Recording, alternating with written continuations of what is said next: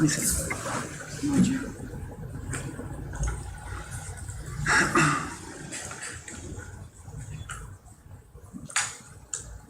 Pode iniciar, tá?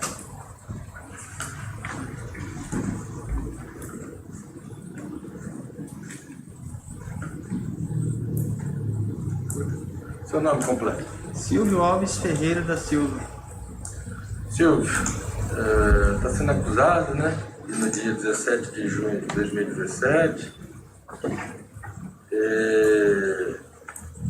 ter tirado a vida do Flavilson Schwindel de Souza. Desculpa, só uma correção. Dia 16.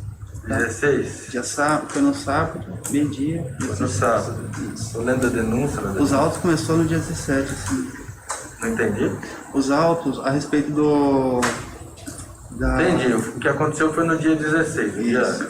Deve ter sido um erro material aqui na denúncia. O senhor está sendo acusado aí de ter praticado esse crime, né? Que constitui um homicídio. O senhor já participou ali da instrução do processo na primeira fase, né? Sim, senhor. Agora é o julgamento do senhor no plenário do júri. O senhor não é obrigado a responder nenhuma pergunta. O senhor tem o direito constitucional de ficar em silêncio. Se o senhor não responder nenhuma pergunta, o senhor não pode ser prejudicado. E, senhores jurados, se o acusado ficar em silêncio hoje, os senhores não podem levar isso em prejuízo dele no julgamento ao final, certo? Mas sabendo que o senhor tem esse direito de permanecer silente, permanecer calado, o senhor quer falar ou quer ficar calado sobre o que aconteceu no dia? Eu quero falar. Quer falar, né? E tudo que tem de informação foi... Eu que comecei, né? Eu me apresentei, eu fiz depoimento, Tá, os familiares que fizeram... Então vamos lá, Silvio. Essa acusação aqui é verdadeira? Sim. É verdadeira? E como é que aconteceu isso aqui? Por que que aconteceu isso aqui? Explica o que que aconteceu lá no dia, como é que tudo isso foi parar nesse estado de hoje aqui. No sábado, eu pela manhã tinha feito a manutenção em 2 carros. Depois disso daí, tinha ido na casa da minha irmã. Aí passei no bar da Silvana, a mãe dessa menina que acabou de sair, para poder comprar um cigarro. Eu encostei minha moto em cima da calçada, de frente para a grade. Entrei, à minha direita estava o Flavilson. Eu passei por ele e dei bom dia. Fui lá, comprei o cigarro com a menina na janela, com a Milena. Na volta ele me cercou e foi perguntando se eu era um tal de birruga. Falei que não era, pois ele insistiu por várias e várias vezes. Começou a se alterar, tacou cerveja em mim, tacou o doce que estava em mim, me empurrou por várias vezes. Veio para cima tentando dar soco em mim. Aí naquela situação, eu saí para fora do bar, fechei a grade e fui em direção à minha moto para embarcar e sair daquela situação o mais rápido possível. Nesse momento que eu estava montando minha moto, ele saiu de dentro do bar, abriu a porta e veio para fora com um pedaço de ripa na mão. Aí eu saí de perto da moto, ele veio dando tentando me bater com aquela ripa por várias e várias vezes. Eu fui me esquivando de um lado do outro, até que ele acertou minha perna. Isso aí já estava no terreno do lado, onde que ele foi encontrado caído. Aí nessa brincadeira eu segurei a ripa dele, estava com a minha mão e a mão dele numa ripa. Ele pegou uma corrente que estava no chão e foi me dar uma correntada. Corrente essa que eu segurei uma mão. Era que ele soltou a ripa e levou a mão para trás no sentido de pegar uma faca ou uma arma. Aí eu dei 2 ripadas nele, sendo uma no pescoço e uma na cabeça. Larguei a ripa ali mesmo, dirigi até a minha moto e saí de perto. Nesse intervalo eu liguei para minha irmã e pedi para ela fazer socorro. Mas ela até esteve no local, mas não pôde fazer muita coisa por causa de represária. Aí eu fui para um sítio do meu tio, fiquei até escurecer, aí eu pedi para minha irmã arbitrar a minha entrega, aí o Jaime e o Teres se dirigiram até o local lá para poder fazer o recolhimento meu. Tá. Você conhecia ele já? Não. Nunca tinha visto na vida? Guaíra pequena, devia você conhece todo mundo, mas contato físico, pessoal assim, nunca. Motivo para ele ter começado essa... Ele me confundiu com o tal de birruga. Como é que você sabe disso? Porque ele por várias vezes me ameaçou, falou assim, você vai pagar essa dívida, nem que for com sangue, é hoje que você paga e nunca mais. falando isso aí e me agredindo dentro do bar. Tá, mas como é que você sabe que é um tal de Birruga? Porque ele falou, você é o Birruga. Você é o Birruga. Eu conheço. Você é o Birruga. Por várias vezes ele mencionou Você já isso. tinha visto ele nesse bar? Vocês frequentavam ali? Que nem eu disse pro senhor. Ele... Guaíra é uma cidade pequena. De vista, você conhece todo mundo. Mas assim, parar para conversar... Nunca tinha conversado com ele? Não. Sabe o que ele fazia da vida?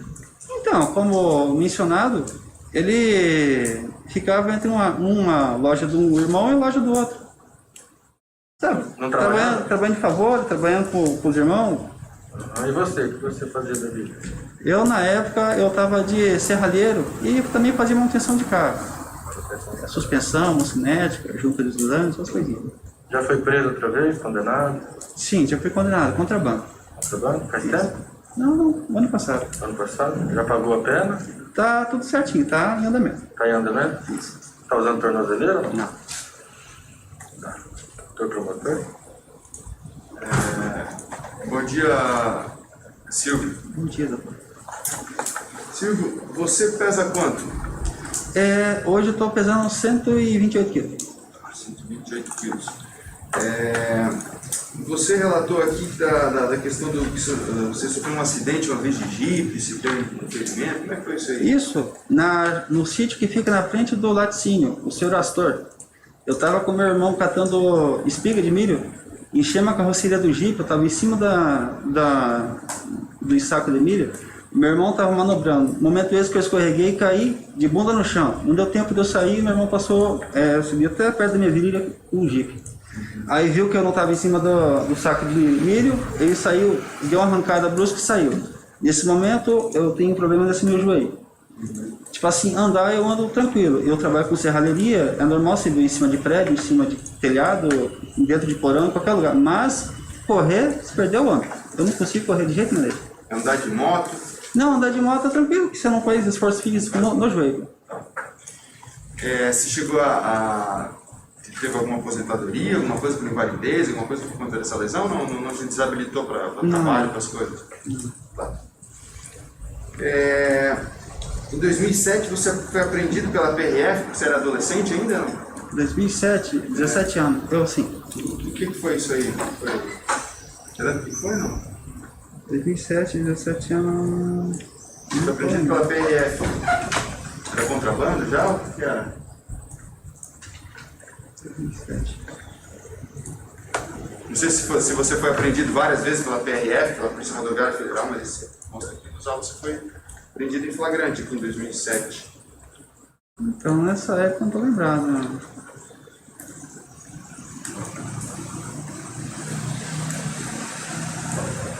Aqui da Federal são quantas condenações você teve?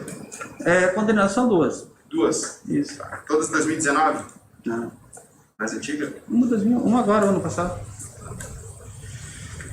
Voltando aos fatos aqui então da dinâmica, para que a gente possa entender, Silvio, você falou então que as agressões teriam se iniciado dentro do bar, é isso?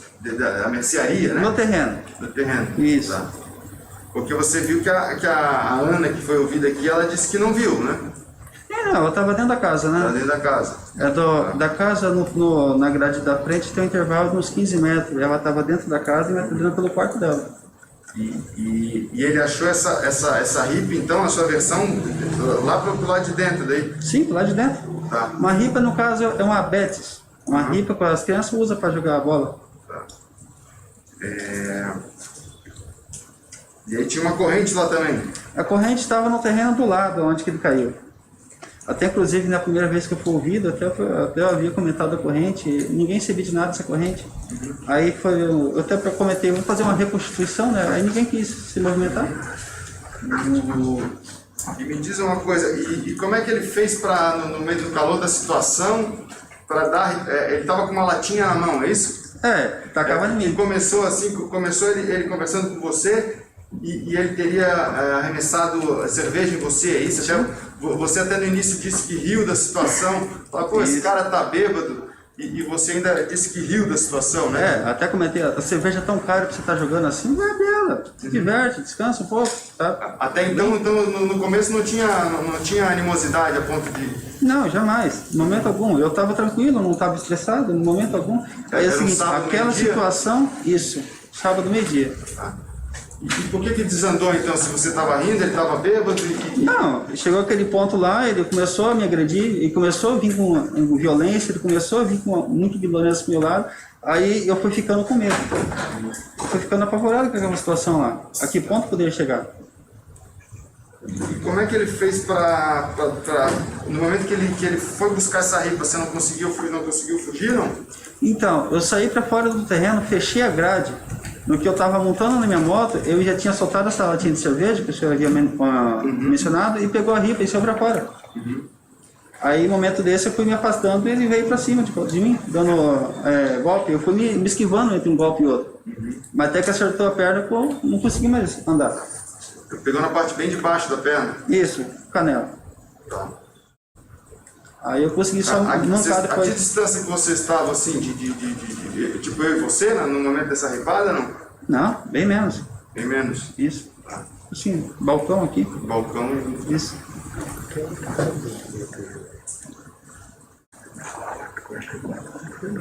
Aí foi nesse momento que você conseguiu tomar a ripa dele? Sim, eu dei um tapa nele, peguei a ripa. Ele segurou de um lado, eu segurei do outro. Ele se esquivou para baixo, pegou a corrente. Aí foi e me deu uma correntada. Aí eu, enquanto a corrente fazia a volta no corpo... Mas deixa eu entender. Então, quando você tomou a ripa dele, bem no lugar que você conseguiu tomar a ripa, tinha uma corrente bem na mão ali, fácil para puxar. Que tamanho que era a corrente? Corrente de espinhal. É umas correntes de elo pequenas Sei. que usa na tarrafa. Ela estava no chão jogada. Era na casa de um pescador, tendo lá. E aí ele quis jogar a corrente em você. Não, ele deu uma correntada em mim. Pegou onde a corrente? No rumo da cintura, das costas assim. No que a corrente veio para cá, eu segurei a corrente. Nisso que eu segurei a corrente, eu estava tentando puxar para tomar a ripa dele. Ele soltou a ripa e levou a mão para trás. Você vai saber o que a pessoa tem nas costas? Mas isso você não falou na delegacia. Hã? Você foi ouvido na delegacia, você não falou de corrente, você não falou de mão para trás. Mas está nos autos a foto da corrente. Não, eu quero saber, eu vou abrir o teu depoimento lá na delegacia, lá, vamos ver o que você falou. Você está trazendo fatos novos aqui pra gente. Não, mas no momento eu estava desesperado. Olha lá. Que as primeiras pauladas desferidas contra o interrogado não acertaram. Mas quando acertou sua perna direita, o interrogado perdeu a cabeça. Tomou o pau do agressor e ele desferiu golpes contra o homem. Não se recorda quantas, mas acha que foram 3, pois, como disse, perdeu o controle. Que o homem caiu no chão e o interrogado saiu do local. Você não falou de corrente, você não falou de mão para trás, você não falou... Você está trazendo só hoje, né? 4 anos depois? 3 anos e 7 meses. Isso. Mas vamos prosseguindo. Qual foi o momento que você ouviu o policial Jaime, que fez o levantamento lá do local, ouviu os populares, dizendo que a vítima fugia e você a perseguia dando pauladas? Qual foi o momento, então, que você tomou essa ripa dele, né, que na sua versão estava com ele, você tomou dele, e ele correu e você o perseguiu? Qual foi o momento? Na verdade, quem estava fugindo era eu. Quem estava fugindo era eu. Quem Na sua estava dando versão, paulada era eu. na sua Isso. versão, na sua versão. No entanto, tinha mais de 20 pessoas numa rua movimentada e ninguém se movimentou em nada e queria ajudar a polícia. Estou super arrependido disso, mas isso aí foi o que aconteceu na época. Você então tomou a ripa e passou. A vítima correu então no momento que você passou a dar ripadas nela, não? Não, eu que estava correndo. Como é que você corre e dá ripada numa pessoa e agride uma pessoa na cabeça com uma ripada? Eu estava me esquivando das ripadas dessa pessoa, do Flavius. Tá, mas eu estou falando do momento que na sua versão você tomou a ripa. Não, que tomou a ripa, tipo assim, eu fui me esquivando, até no terreno do lado. Na calçada desse terreno do lado, ele me deu uma ripada na perna. Nesse momento, eu segurei a ripa dele. Isso, exatamente, esse é o momento que eu quero. Quando você assumiu a ripa na sua Nesse versão, momento, ninguém estava correndo. e aí você passou a agredir a vítima. Exato, e só 2 ripadas. Aqui na delegacia você disse que deu 3. Você não pensou no momento lá, dar ripadas na perna para derrubar, afinal você falou que ele estava bêbado, né? Ou no braço, você concentrou os golpes só na cabeça. No calor da emoção. Mas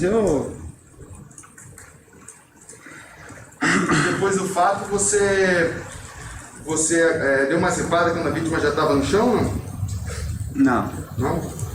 No momento você pensou em prestar socorro lá na situação, não? Havia ligado para minha irmã fazer isso. Eu saí por medo de represália. Você viu a Ana falando aqui que você montou na moto e foi embora, né? Isso mesmo. Eu saí do local e liguei para minha irmã fazer o socorro para mim.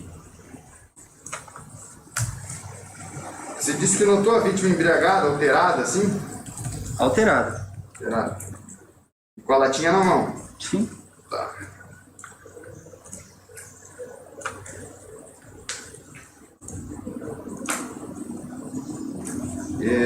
Você está arrependido, Silvio? Muito. Muito? Isso.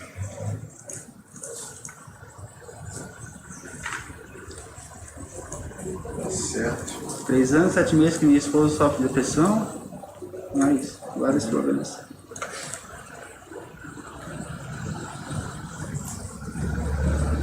Eu estou satisfeito sem mais perguntas. Perdão, doutora? Silvio, quando vocês começaram ouve que ele começou a agredir o senhor, esse pau era uma dessa, era isso? Isso.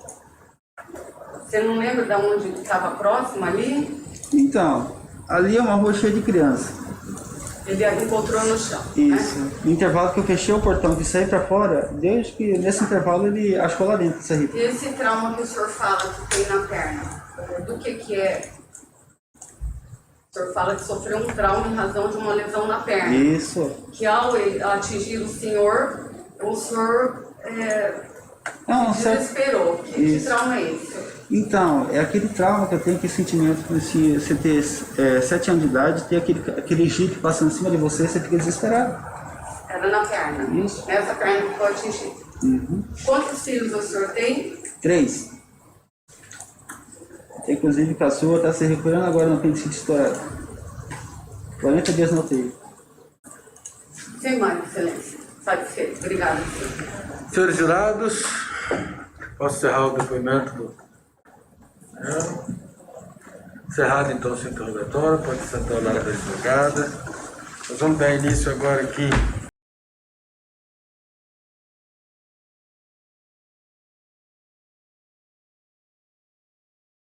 Pessoas que não se conheciam se encontraram e uma delas foi morta brutalmente com pauladas. Você tem a ripa aí, Brindisco, né? Opa. Com essa ripa aqui. Uma ripa de quase 1 metro, 90 centímetros. Prego aqui. E que pesa 1,2 kg. Depois eu passo para vocês, se vocês quiserem sentir o peso de pessoa que morreu brutalmente. E o que chama atenção nesse caso é justamente isso. Será que o ser humano ele comete crimes tão brutais sem motivo algum? Simplesmente porque passou na frente, não foi com a cara e resolve e tudo desanda como se fosse um passe de mágica e aí tem uma família lutada? Isso não me convenceu. Primeira vez que eu li o processo, eu vi que isso não me convenceu. Mais adiante, eu vou falar para vocês que talvez as coisas nem sempre são do jeito que elas aparentemente parecem. E o papel do réu no processo, você já sabe, é vir aqui e contar mentira. Todo réu é mentiroso. Você está exagerando, doutor? Vamos lá, nós temos 300 presos aqui na cadeia de Bahia. Eu desafio qualquer um a chegar lá e perguntar, gritar lá no pátio, no banho de sol. Quem é que é culpado aí? Levanta a mão. Ninguém levanta a mão. Quando você vai na cadeia, você ouve sempre a mesma conversa fiada. Doutor, eu estou condenado injustamente, eu estou condenado por culpa do promotor, eu estou condenado por culpa do delegado, eu estou condenado por culpa do meu advogado que cochilou e não recorreu, é sempre a mesma ladainha. E por quê? Porque no direito brasileiro, o réu, ele pode mentir. É um direito que ele assiste. Ele pode vir aqui e contar a história que ele quiser. A vítima não. A vítima, quando sobrevive, a vítima tem que vir aqui e dizer a verdade. Mas o réu não, o réu pode mentir, o réu pode contar a história. E isso faz parte do nosso direito. Então nós temos que entender que, acima de tudo, o réu, a primeira defesa do réu, antes do advogado, antes de procurar o advogado, é a mentira. Isso é desde os primórdios. Quando Deus questionou Caim, quem havia matado Abel, o que Caim respondeu? Ora, sou eu o guardião de meu irmão? Ou seja, né, se eximindo. Então, desde os primórdios da humanidade, a mentira, ela faz parte. E imagine, quem comete um crime brutal, de matar a paulada alguém, vai ter algum pudor de violar o sentimento moral de mentir? Quem faz um mais para fazer um menos é muito fácil.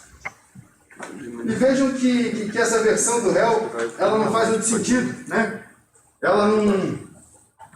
Você vê que ela não fecha. Por que eu digo? Ele chega num bar, uma pessoa que ela não conhece, e essa pessoa está embriagada. E ele ri dessa pessoa. Essa pessoa desperdiça cerveja. Desperdiça cerveja. E ele ri. Ou seja, quando você ri numa situação dessa, não está a perigo, não está se sentindo provocado por essa pessoa. Né? É natural?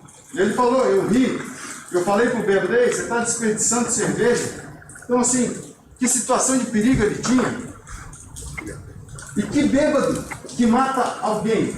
Eu questiono a vocês. O álcool no corpo, ele tem justamente a função de atingir a capacidade motora, né? Deixa a pessoa com a fala enrolada, com um andar trôpego, né? Então, até tem, se vocês jogarem no YouTube, briga de bêbado, tá cheio de meme. A briga de bêbado dura 5 minutos. Aquelas brigas de bar de bêbado, 5 minutos. Briga intensa. Cai, levanta, mas ninguém acerta ninguém. Por quê? Né? O bêbado, para dar um soco, ele demora, telegrafa, né, que a gente diz. Ele não tem a capacidade motora dele, fica afetada. Ele não consegue agredir ninguém. Por isso que aqui no Tribunal do Júri, a gente não faz julgamento de homicídio de bêbado. Porque o bêbado não dá conta de matar. O único bêbado que está embriagado, perigoso, é o do trânsito. Esse mata. E justamente por isso, porque a capacidade dele motora fica afetada, e então a 120 km por hora, né, se praticam aí tragédias nas estradas, famílias são vitimadas. Sim, o bêbado do trânsito é o que mata. Mas esse bêbado, trôpego, esse não faz nada. Eu passo todo dia aqui saindo do fórum, passo por trás da rodoviária, tem uma escritório de advocacia, tem uma farmácia, tem uma lojinha que tem um pouco de tudo, e aqui nos fundos sempre tem uns 3, 4 bêbados ali. Sempre, você passa de manhã, à tarde, de noite, eles estão sempre ali.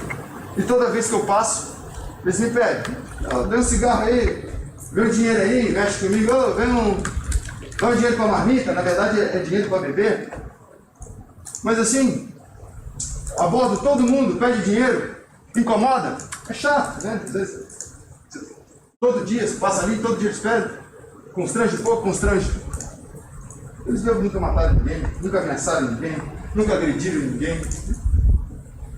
Então assim, bêbado que mata, que escolhe aí que está no bar e resolve sair dando paulada e correntada em ninguém, não procede, né? Porque bêbado, como eu falei, pela condição biológica dele de embriagado, de tomado, ele caminha devagar, ele tem os movimentos lentos, né? Justamente por isso que eu já falei para vocês. E aí o que chama a atenção nessa história, né? Para começar a desconstituir a versão do réu, então, a agressão do bêbado, a agressão violenta, segundo ele. Segundo a versão da vítima, ele recebeu uma paulada com esse instrumento aqui, que eu vou passar para vocês, porque se vocês quiserem, né, puderem sentir, pode passar. E deu essa paulada na perna dele, ao agredido. E teria feito uma escoriação. Escoriação, só para que vocês entendam, da medicina legal, é uma das lesões mais leves, mais superficiais que a gente tem. Rubefação, você dá um tapa assim, vai ficar meio vermelho. E em 5, 10 minutos vai passar. Essa é rubefação, é a lesão mais superficial que tem. A escoriação é um arranhão, é um ferimento que só atinge a camada mais superficial da pele. É a chamada epiderme. Nem passa para a segunda camada. É aquele arranhadinho que a gente tem, aquele arranhado quando a gente esfola, aquela arranhadura. Aquela arranhadura que a gente tem que forma até aquela casquinha, né? E a gente sabe se a lesão é antiga ou se é nova pela cor da casquinha. A casquinha mais vermelha é mais recente, depois ela vai ficando cor de vinho e depois fica marrom. Aí cai a casquinha. Essa é a escoriação. Aí eu pergunto para vocês, se de fato a história dele fosse verdade, eu imagino que um instrumento desse aqui, com força, 1,2 kg, faria só uma escoriação? Né? Eu desafio essa versão do réu, deixa ele esticar a perninha dele aqui, para eu experimentar uma paulada nessa perna direita dele, para ver se vai fazer só uma escoriação. Duvido. Vai fazer uma lesão contundente, vai criar um hematoma, vai ter um coágulo, até uma fratura.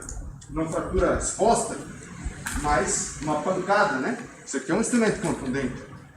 Então, essa versãozinha dele, que com essa ripa aqui, essa lesão ou ele já tinha, né? Essa feridinha na perna, essa escoriação, essa lesão leve, ou ele já tinha, ou caiu de moto, ou foi em serviço. Eu não sei de onde é que ele tirou, mas que não foi de ripada, isso eu posso afirmar para vocês que não foi. Outra, o réu fugiu do local. Quem agride alguém para se defender e não quer matar, como que eu falei, agride na perna, um bêbado que está lhe importunando, agride na perna, agride no braço. Ele concentrou todas as lesões na região da cabeça. Todas as regiões da cabeça. E com uma ripa dessa, né? Óbvio que vai matar. Claro que mata. Né? Não precisa. Um homem de 128 quilos, eu peso 80, imagina. Enfim. E ele disse uma palavra aqui, que foi, eu questionei, vocês puderam ver em alto e bom som. Você está arrependido, réu? Arrependido, Cicra? Estou arrependido. O pressuposto do arrependimento é a culpa.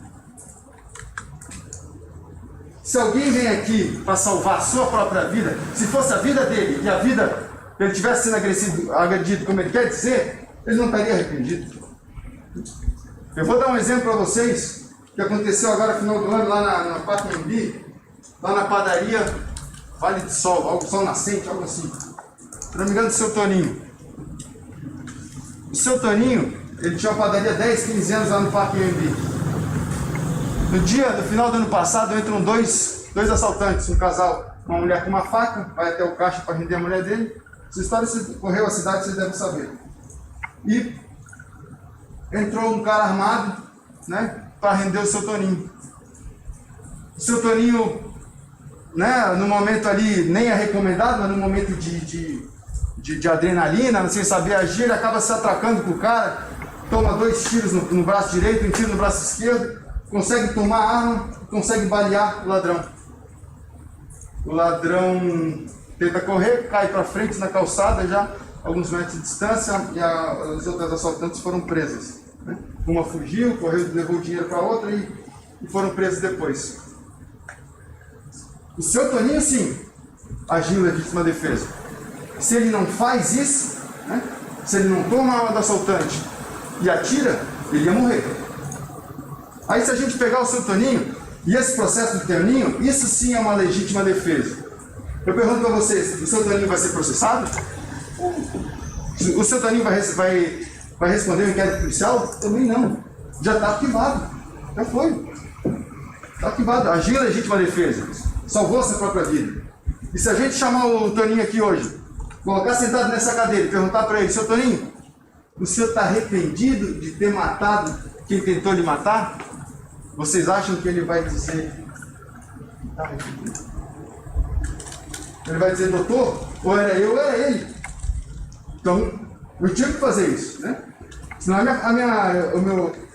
a minha esposa virava viúva, né?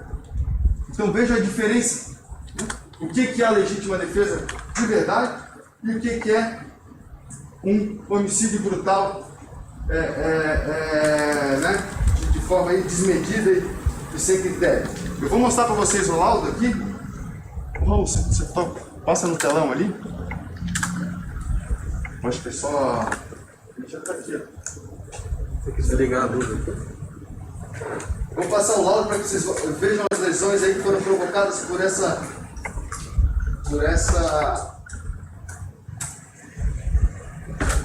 Isso. Então aqui ó, a vítima faleceu aos 34 anos de idade. Vou mostrar aqui as lesões que ela apresentou, né? Acho que tem que apertar junto ali. Aí tá bom. Ligado, seu Neto. Então veja aqui, ó. O laudo, se eu me aproximar, vai piorar. Se vocês puderem ler, a letra não está muito grande, mas vocês podem acompanhar então o laudo de necropsia. O corpo é encaminhado então para o Instituto Médico Legal e o médico legista vai certificar as lesões que ele vislumbrou, que ele verificou no cadáver. Então vejam lá, lesões externamente: ferida, corte contusa, oblíquo na região frontal esquerda, cabeça. B, ferimento, corte contusa, oblíquo na região frontal direita, de 90 milímetros, cabeça. Ferimento, corte contuso em região labial de 40 milímetros e lábio superior de 15 milímetros. Então, na boca, aqui na face. Incisão semicircular bitemporal de 48. Então, rachou a cabeça ali, né? Fez um talho, né? E provocou, então, aí a morte pela causa morte, então, que nós temos que o traumatismo craniano. Ou seja, vejam que nenhuma das lesões aqui, ó, exame interno, né? Cavidades torácica e abdominal, nenhuma lesão, ausência de lesão. Examinado o corpo inteiro da vítima: mão, pé, cabeça, braço, barriga, tórax, costas, pé, tudo. As lesões, em nenhum momento ela tinha lesões de defesa. O que são lesões de defesa? Quando a gente está sendo agredido, a gente tende a se proteger, né? Põe a mão na frente, protege a cabeça. Lesões aqui no cotovelo, lesões nas mãos. Nenhuma lesão. Por quê? Porque estava embriagado, né? Capacidade motora afetada, né? Reação lenta. Não conseguiu nem se defender. Por isso que tomou... Quem que toma tanta pancada na cabeça, né? Foi perseguido. Vocês viram o policial Jaime falando? Veja que ele não tomou nenhuma lesão em qualquer outra parte do corpo. Foram unicamente direcionadas na cabeça. Direcionadas, então, uma no rosto e outras, pelo menos duas, na cabeça. E aí eu questiono. O réu pode vir aqui e dizer: eu não queria matar. Não prestou socorro. Agrediu com um tacape de 1,2 kg, com 128 quilos. Só na cabeça. Deu várias pancadas. E não queria matar? Assumiu o risco. Né? E conseguiu. Aí, já estou me encaminhando, então, não vou falar demais, não estou me encaminhando para metade da minha fala, não vou tomar mais o tempo de vocês. O que eu tenho para falar, basicamente, é no sentido de que é normal, nenhum réu chega aqui, senta no banco dos réus e diz: fui eu que matei, eu matei mesmo, quero receber a condenação, eu quero ir para a cadeia e pronto. Todos eles trazem uma justificativa. A primeira delas é negar a autoria, dizer: não fui eu. Mas nesse caso não dá, porque as pessoas viram ele lá. A pessoa do bar sabia que ele estava lá, os populares viram ele perseguindo a vítima, então não dá para dizer que não foi. Então, qual que é a justificativa que ele traz? Até 90% dos casos do tribunal de júri são esses. Legítima defesa: não, eu bati porque ele queria me bater. É sempre essa história. Mas tem que ter prova. Não adianta vir aqui só na garganta, só no papo. Se ele disse que recebeu pancada, ele deu pancada no pescoço, e o laudo diz que não tem uma pancada no pescoço, foram as duas na cabeça e uma pegou no lado. Aí ele disse que tinha agressão de corrente, que recebeu uma ripada. Recebeu uma ripada, mas tinha uma escoriação na perna direita, né? Superficial. Fica difícil acreditar. E aí, onde eu quero chegar, a defesa vai bater basicamente em duas teses, né? Ela só trouxe uma tese ao longo do processo, que foi da legítima defesa, dizendo que ele se defendeu, que ele fez isso para salvar a sua vida. Mas não. O policial Jaime, que foi lá no local dos fatos, viu, conversou com populares e disse: a vítima foi perseguida e agredida com golpes brutais de tacape. Então, se a vítima era perseguida, se ela estava fugindo, ela não estava agredindo ninguém. Isso não é legítima defesa. Lembrem do caso do seu Toninho aqui que eu contei, né? Esse sim é legítima defesa. E acima de tudo, eu pergunto para vocês: vocês acham que o seu Toninho fugiu? Deu no pé? Não. Quem age em legítima defesa, quem mata para salvar a própria vida, chama a polícia, até porque não tem consequência nenhuma. Arquiva, ninguém denuncia, não vai para o tribunal do júri, não. O seu Toninho chamou a polícia: ó, tá aqui, carro do ladrão, o ladrão tá caído ali, né, morreu, e eu quero atendimento médico para ir para o hospital, porque eu vou ter resultado de coleta. Então veja a diferença.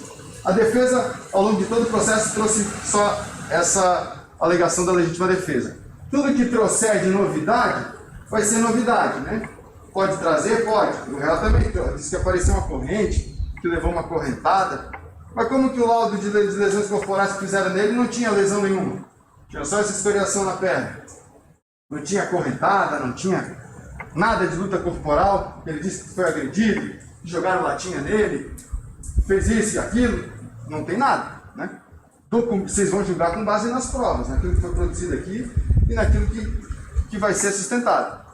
Então, além da legítima defesa, que é a única tese que a defesa trouxe, pode dizer então que ele foi provocado injustamente.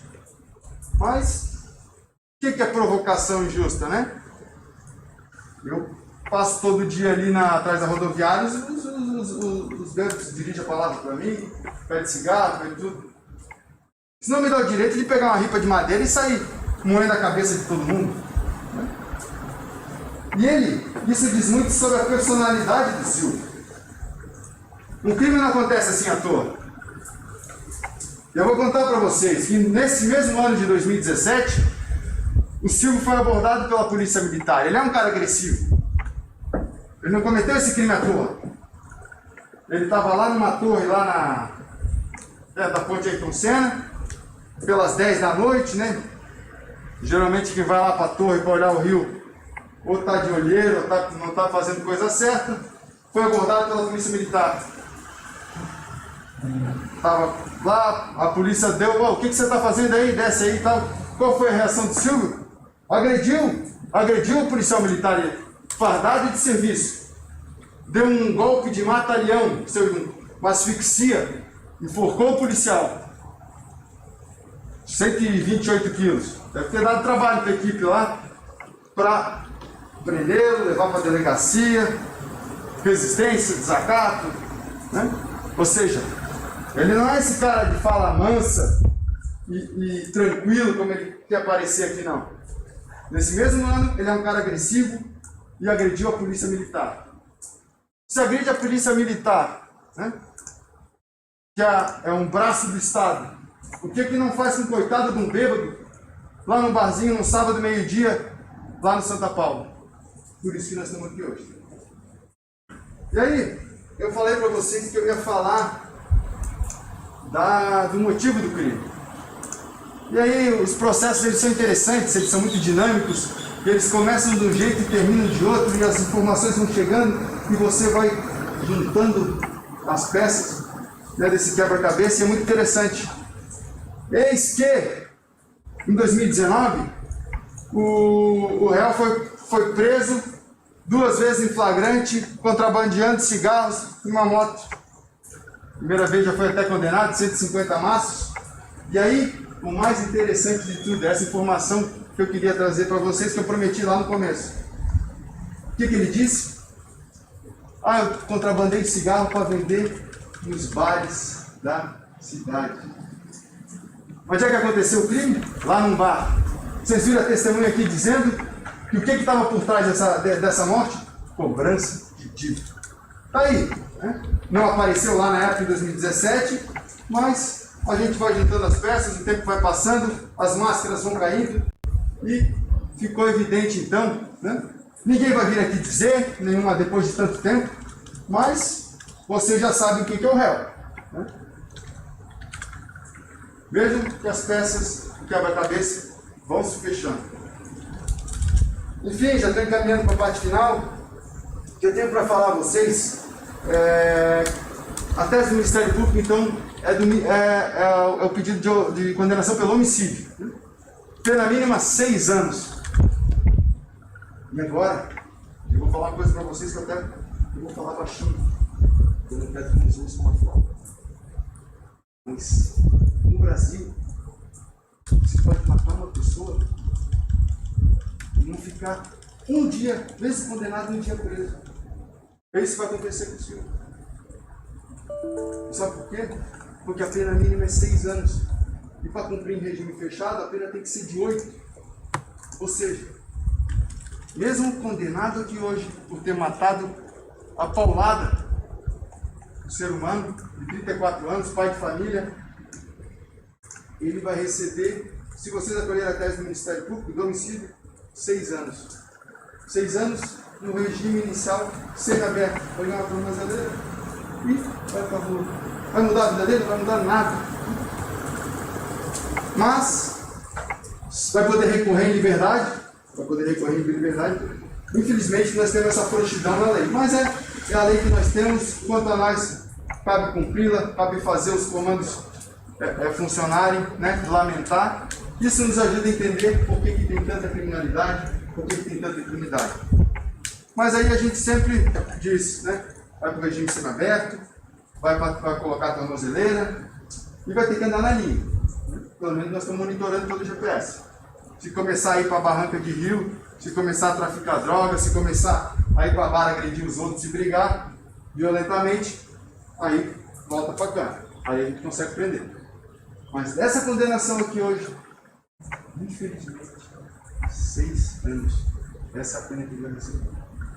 Vai cumprir um 6º, vai com o regime aberto, mas não vai cumprir o regime fechado. Enfim, estou me encaminhando para a parte final. O que eu tenho para dizer é que agora nós vamos ouvir a defesa, que vai sustentar as teses defensivas, nós vamos ouvir e ao final vocês vão enfrentar os quesitos. O que são os quesitos, né? Aqueles que nunca funcionários do júri, são questionamentos, basicamente serão 3 hoje, que vocês vão votar, né, com cédula sim e não, monossílabo sim e não. Que é o encaminhamento desse julgamento aqui hoje. As cédulas elas vão dizer, vocês vão receber, o primeiro questionamento vai ser, lá no dia dos fatos, em junho de 2017, no Santa Paula, a vítima Flavilson foi morta por traumatismo craniano em razão das pancadas que recebeu com esse instrumento contundente? Aí vocês vão votar na urna. Sim. Tanto a defesa quanto o Ministério Público concorda com essa tese? O doutor, se quiser apartear, pode apartear, doutor. Mas esse quesito nós concordamos, o próprio réu confessa. O segundo quesito, em seguida, será: foi Silvio o autor desses golpes contundentes que causaram a morte da vítima? Ele confessa, né? Então, sim, votem sim, foi ele. E aí, muita atenção agora, né? Para a gente não colocar tudo a perder, pois o terceiro quesito tem uma casca de banana, que eu digo. O quesito diz: o jurado absolve o acusado? O que é absolver? Absolver é mandar para casa, né? Sem pena alguma, sem responsabilização alguma, considerando todos os preceitos do direito, morais, também o religioso, né? Não matarás também é a lei dos homens, mas também é a lei de Deus. Então, não. Esse quesito, então, é invertido, a casca de banana é: absolve, manda para casa sem responsabilização, sem pena alguma? Não, né? Não a brutalidade, não a golpe de ripa de madeira, não a cobrança de dívida de venda de cigarro de bar, não, né? Não a impunidade, não ao desrespeito à vida. Então, esse terceiro quesito, então, é voto pelo não. E nós vamos ter encerrado, então, a votação dos quesitos. A família da vítima entrou em contato comigo, mandou umas fotos, né? Porque a gente fica aqui fazendo esse julgamento sem os familiares da vítima possam estar presentes por razão da pandemia, e ainda tem a transmissão online, mas muitas vezes as pessoas dos afazeres elas não podem acompanhar. Mas certamente elas vão tomar conhecimento desses fatos, como boa parte da cidade tomou conhecimento do julgamento da quinta-feira, vão saber do veredito. Isso a gente espera que sempre possa dar um pouco de conforto, né, para essa família enlutada e um pouco de sentimento de justiça, de acreditar na justiça. Eu vou passar então, o Bruninho está aí não? Só para passar as fotos da vítima aqui. Quer ajuda aí, doutor? Como? Quer ajuda? É no 273 aqui. Vai lá, Raul. Já deixou tudo.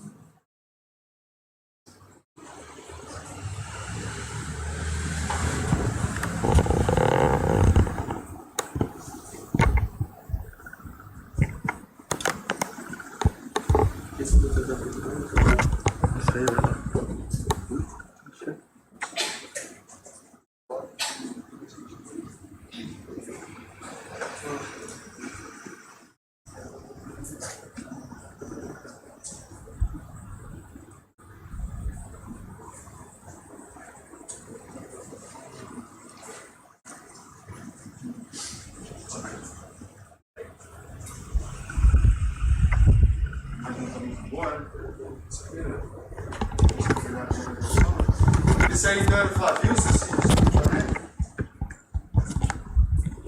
Também.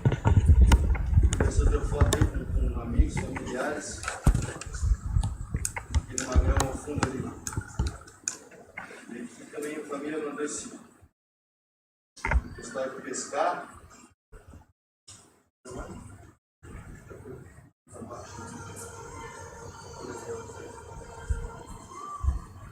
Essa música.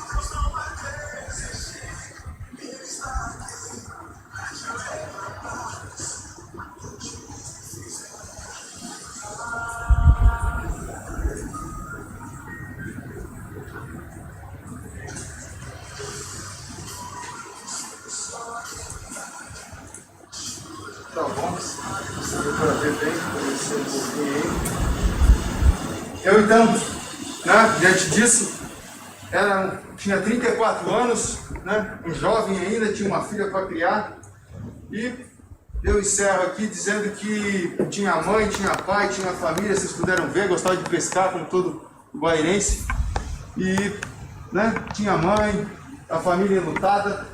Eu sempre digo, não permitam que façam desse julgamento um segundo luto para essa família. Essa família já perdeu um ente querido e não merece sofrer mais. Sem mais, agradeço. Encerrado então a fala do Ministério Público, às 11h.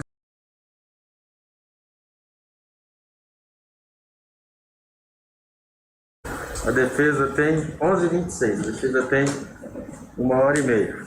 A palavra, doutora. Excelentíssimo doutor Matheus Pereira Franco, digníssimo presidente do Tribunal do Júri dessa questão. Com imenso respeito que há dentro do Tribunal do Júri.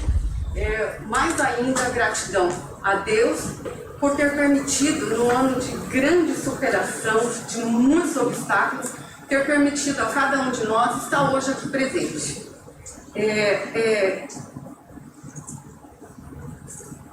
Externo ao doutor, excelentíssimo promotor de justiça, doutor Sérgio, o meu respeito. Para mim hoje é um dia de enriquecimento profissional.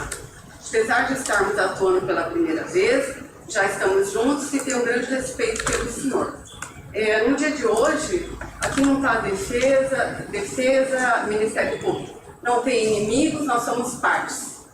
Todos nós dois, ao seu modo e ao seu entendimento, buscamos hoje a solução e o fim do processo. Cumprimento ainda os serventuários da Justiça, os estagiários, os nossos agradecimentos à Polícia Militar, os nossos agradecimentos ao Silvio, que será julgado no dia de hoje. Digo que empreenderei meus esforços na solução desse conflito da melhor forma de ser aplicada a justiça. Por fim, me dirijo aos senhores jurados. A Maria José, a Mariana, a Bruna, o Paulo, o Márcio, o Rafael e a Alice. Os senhores estão aqui hoje para julgar os fatos de ter levado o Silvio a estar sentado nessa cadeira. Ou seja, os senhores decidirão aqui hoje acerca do segundo bem mais precioso do ser humano, que é a liberdade. Antes de adentrar nos fatos, gostaria de lembrar a importância do Tribunal do Júri, que teve sua origem na Grécia e Roma Antiga, tendo sido introduzido aqui no Brasil em 1822 por Dom Pedro I, que visou compartilhar com os demais cidadãos a administração da justiça. Em nosso ordenamento, como sabido, ele está constitucionalmente previsto no artigo 5º, inciso 28, revestido de soberania, conferindo ao juiz do povo, no caso aos senhores aqui hoje, o direito de julgar os crimes dolosos contra a vida. Na maioria dos entendimentos dos juristas, a qual me filio, o Tribunal do Júri é a expressão de cultura de um povo, pois o legislador constituinte reconheceu no júri a consagração do direito de liberdade do cidadão, bem como o exercício da democracia. Pois bem, conforme aí a explanação do doutor Sérgio, por sinal brilhante, ele requereu aos senhores a condenação do Silvio pelo homicídio, pelo homicídio simples. Nós iremos demonstrar aqui aos senhores que essa tese não deve se sustentar, baseado nas provas e nas peças que a gente tem no processo, ao qual nós passaremos a apresentar aos senhores. A pergunta primeira que eu faço é: o Silvio, ele teve intenção naquele momento de matar aquele jovem? A ideia dele era matar aquele rapaz? Ele queria isso? Acabar com a vida daquele moço? Ou numa situação, uma fatalidade do bar, os fatos ocorreram, perderam o controle, no intuito de defesa, um agredindo o outro, os fatos ocorreram. Só lembrando que ele foi encaminhado para Toledo, com lesão corporal. No primeiro momento seria lesão corporal. Ele veio a óbito posteriormente. Nas peças apresentadas lá no começo da delegacia, o flagrante do Silvio, Ele foi feito pelo artigo 129, né, pela lesão corporal, lá no dia 18 de junho.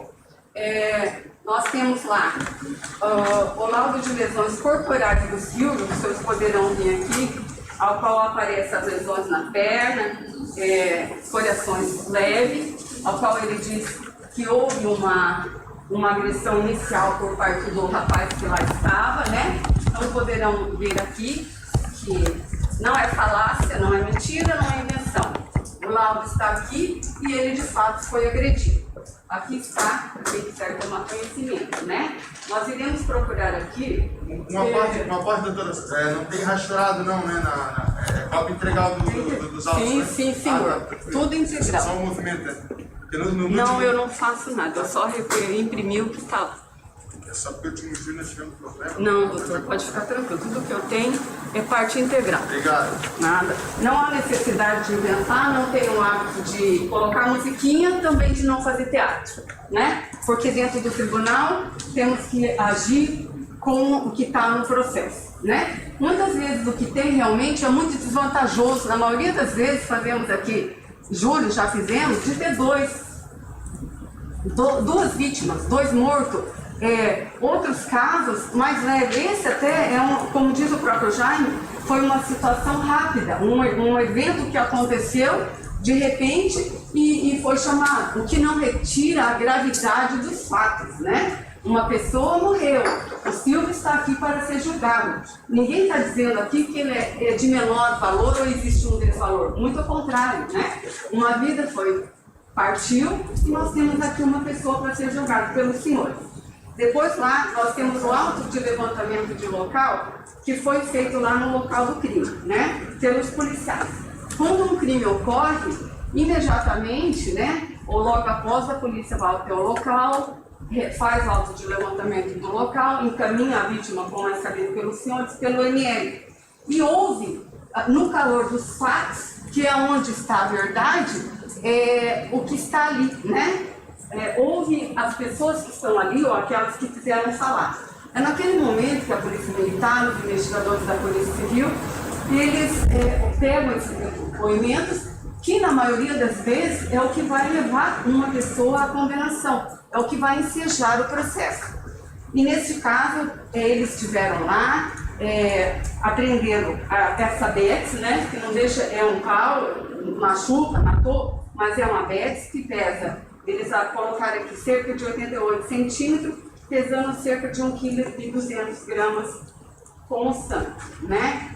Como ele disse, as crianças estavam brincando, era um local que envolvia criança, e foi o objeto naquele momento utilizado, no primeiro momento pela vítima para agradar, e na luta corporal ali foi retirado pelo Silvio, né? E aonde terminou desferindo essas peças, essa paulada aí, o que acertou aquele rapaz, terminou levando ele para o hospital, onde terminou falecendo em decorrência das lesões provocadas pela BETS. Aqui é o auto de levantamento de local, que é naquele momento lá, talvez meia hora depois, assim que chegou a polícia lá. São vários que estão mostrados também, né? Temos o boletim de ocorrência, né? O boletim de ocorrência, onde já pego aqui, quero ler para os senhores.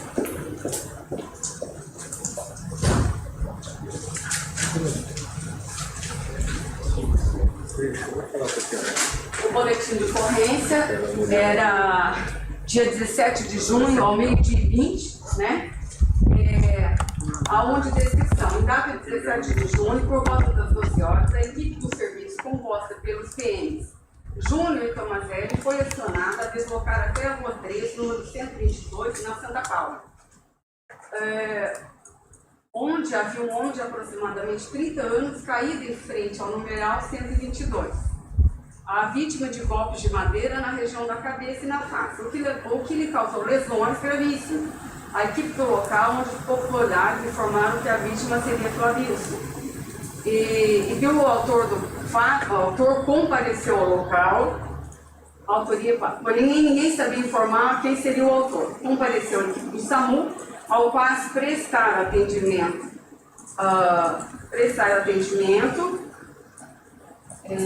tal. Aí no local tinha 2 câmeras de vigilância. A equipe tentou complemento que foi registrado pela Polícia Militar.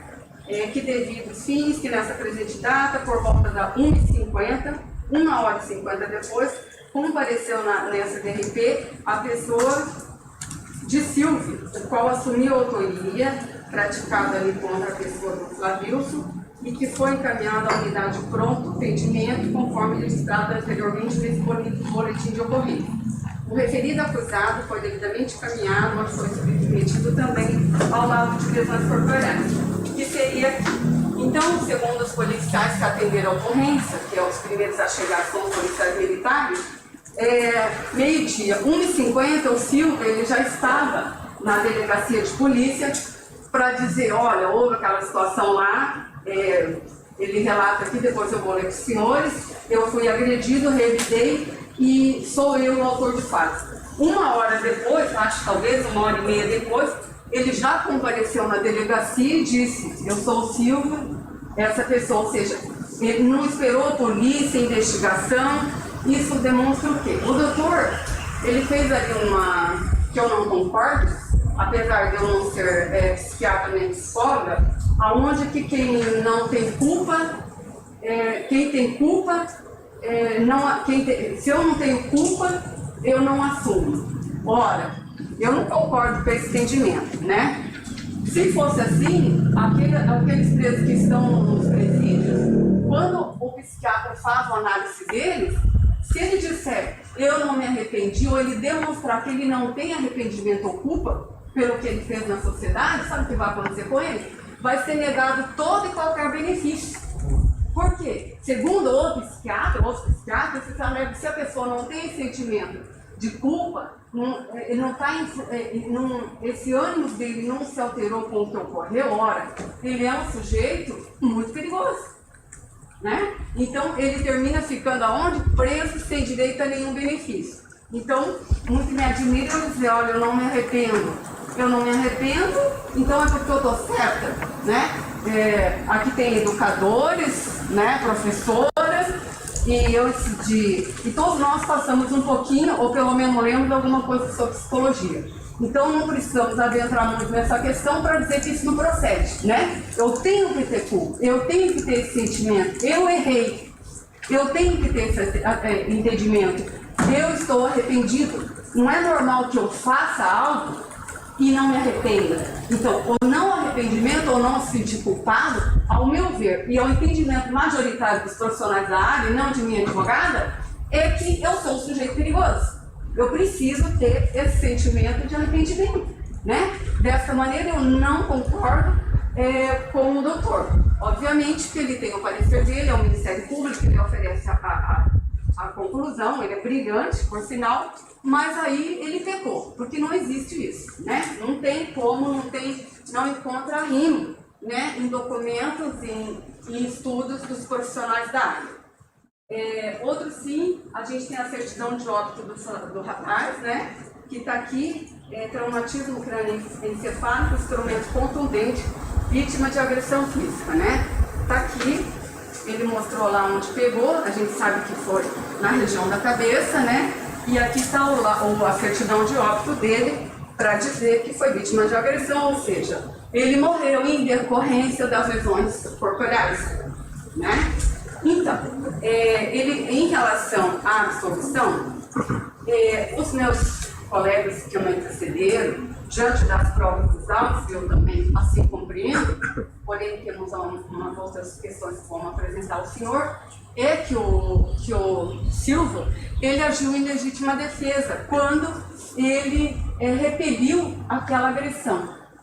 Ele a repeliu, ele se defendeu para não morrer. Obviamente que o rapaz correu atrás dele, ele saiu, ele também correu. Não houve assim, quando o doutor fala briga de bêbado. Uma coisa é briga de bêbado, aquelas que a gente recebe no WhatsApp para dar risada, né? Que não chega nem a ser briga, é palhaçada de bêbado. Outra coisa é quando você está numa cidade, num bairro, mais propriamente numa cidade de fronteira, e você entra num bar, ou sai do bar e alguém te agride ou confunde você com alguém. é sabido para qualquer um de nós aqui que qualquer um nesse sentido estaria em perigo. Você ser confundido com alguém, né? Você é obriga, como que é e tal, e já partir para cima de você. Olha, o primeiro instinto é de defesa. Naquele momento, na rua, foi encontrado a Betsy. Aquele pau, é uma Betsy.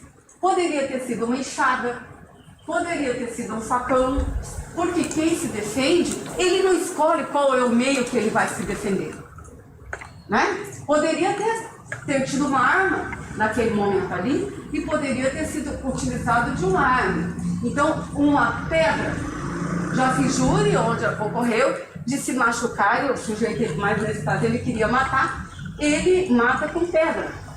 Mas ele apedreja a pessoa. Mas ele usou o quê? Ele usou pedra e ele tinha esse ânimo secante que era de matar, né? Então, assim, não procede em que pese, né, o doutor, a acusação para o homicídio, conforme ele requer, ela está desprovida, não de palavras minhas, mas de prova dos autos. Não existe no processo nada que evidencie, não foi provado pela acusação, que ele praticou homicídio, ou seja, que ele quis matar aquele rapaz.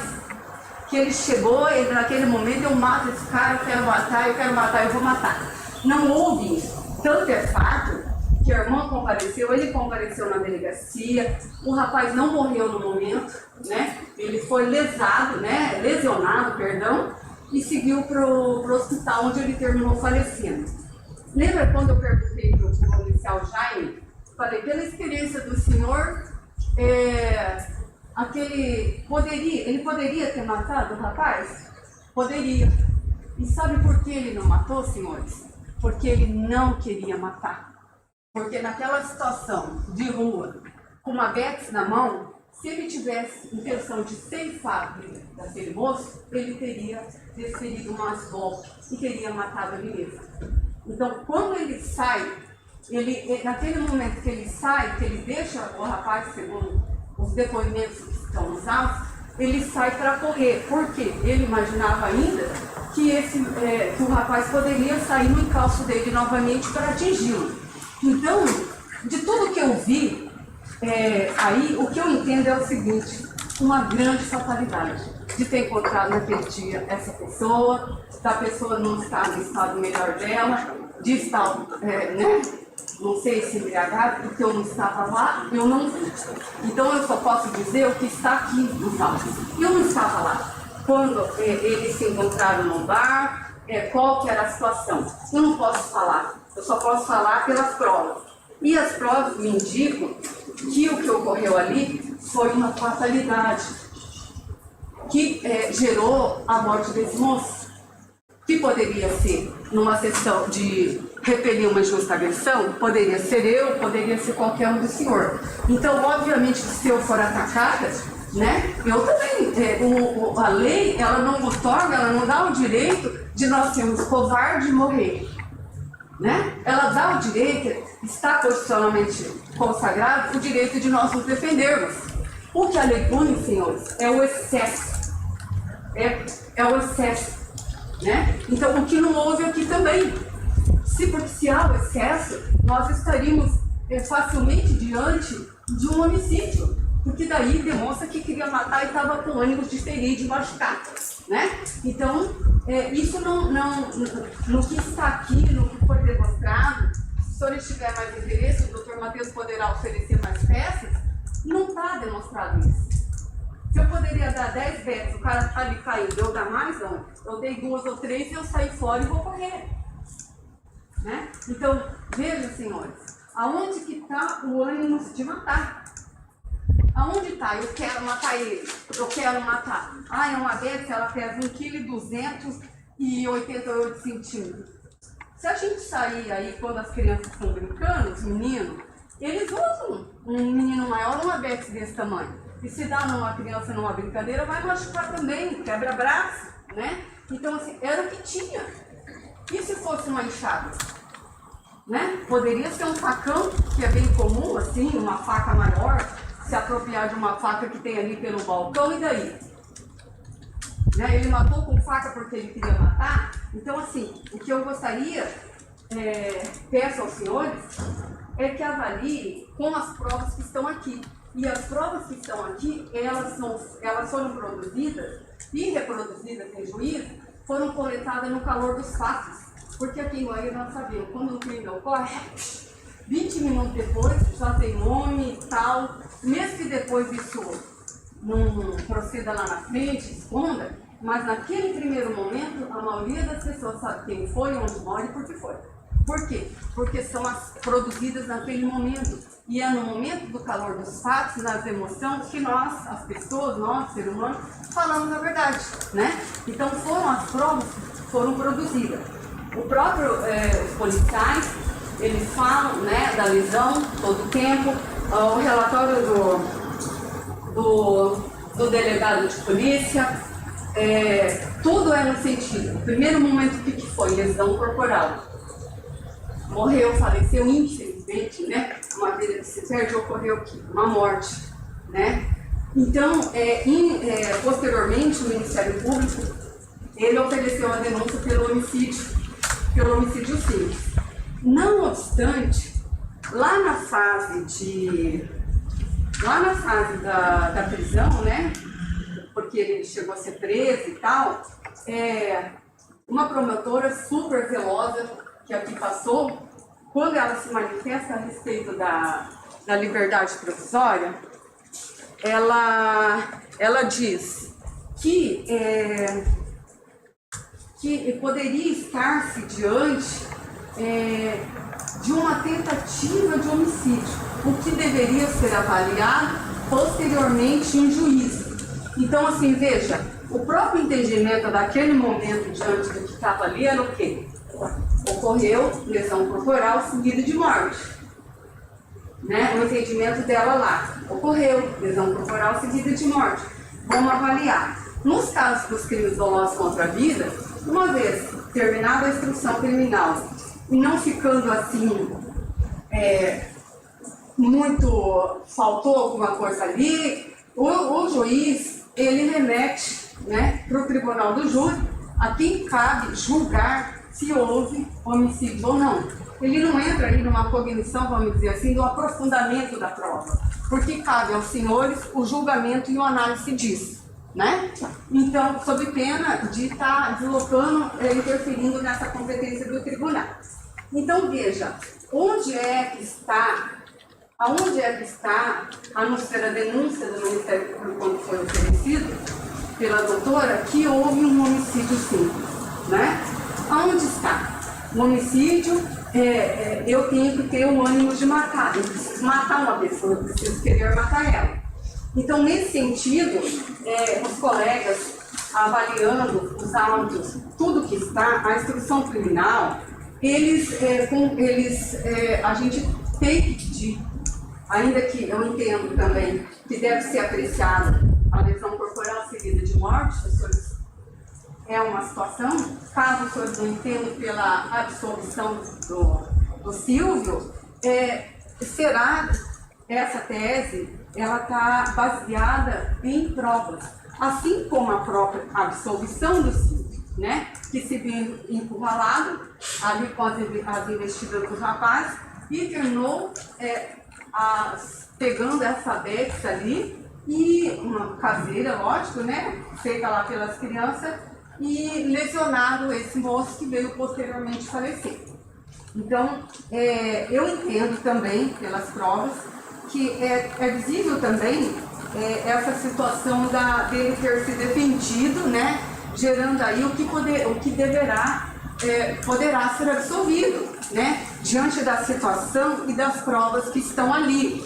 Veja que o que eu estou falando, senhores, né, ela está baseada no quê? No boletim de ocorrência, no auto de levantamento dos policiais, na certidão de óbito, do auto de levantamento de local, do próprio depoimento dos policiais, né? Então, assim, se ele quisesse ter tirado a vida, ele teria tirado, né? Ele se defendeu e saiu, eu só quero me defender, né? Então, está aí, ele poderá sim, está patente essa situação. Eu me defendi, eu estava em situação de risco de vida, ou eu mato ou eu morro, aí cabível a absolvição por parte dos senhores.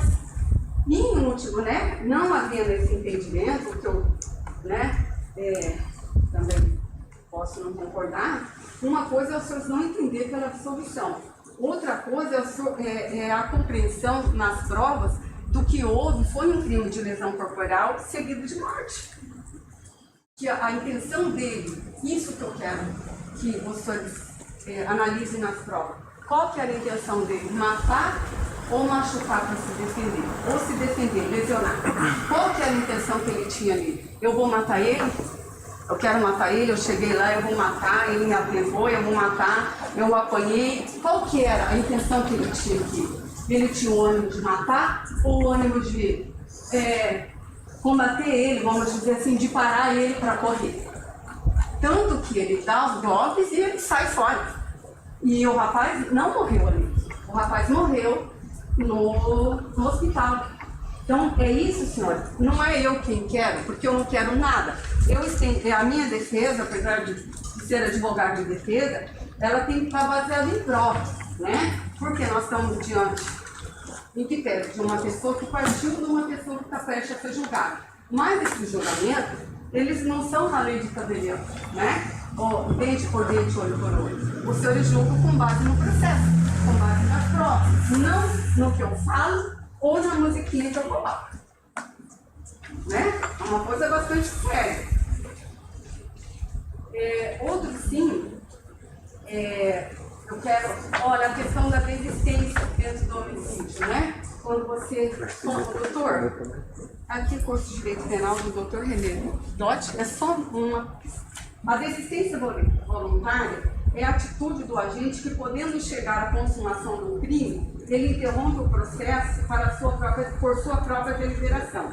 É como se ele dissesse para si mesmo: posso, mas eu não quero. Né? Então, assim, só para você ver que a lei ela traz isso. Né? Se o agente ele desiste, ele podendo prosseguir para matar, ele desiste. Isso acontece nos homicídios qualificados. Mas olha assim, eu posso, mas eu desisto. Então, tem uma avaliação da lei. E nesse caso aqui, ele não podia matar. Né? Foi uma fatalidade. O que eu creio que terminou levando ao oferecimento da denúncia e o requerimento aqui em plenário da condenação do Silvio é a questão da proporcionalidade, né? Proporção. No entendimento da defesa, ela entende que aqueles golpes lá, não sabemos se foi 2, se foi 3, né? Ele fala em 2 ou 3, que foi falado lá na delegacia. Eles entendem que isso é desproporcional, que bastaria ele de repente empurrar o cara assim, ó, eu não quero brigar com você e tal, mas o cara estava com a cabeça na mão, né? Então eles entendem isso, mas assim, não há nada desproporcional ao você ser agredido, retirar o pau da mão, a destra, o pau, a faca, para se defender e usar para se defender. Então foi isso que ocorreu, né? Quando você trata de proporcionalidade, é diferente quando eu estou de posse de uma enxada e dou 7 enxadadas na pessoa, de posse de uma faca e dou 30 facadas no vítima, de posse de uma arma, sabendo que 1 ou 2 disparos pode ceifar a vida dela, eu descarrego a minha pistola. Então aí é o excesso e a desproporcionalidade. O que a gente não verifica aqui, senhores. 2 ou 3. O pau pesa 1,2 kg, pode matar, claro. Dependendo até a forma do empurrão que você dá numa pessoa, se pegar numa região vital, ela tem traumatismo craniano, também pode vir a óbito, né? Então, assim, são circunstâncias diferentes, né? Essa questão da proporcionalidade ou do meio utilizado. Até assim,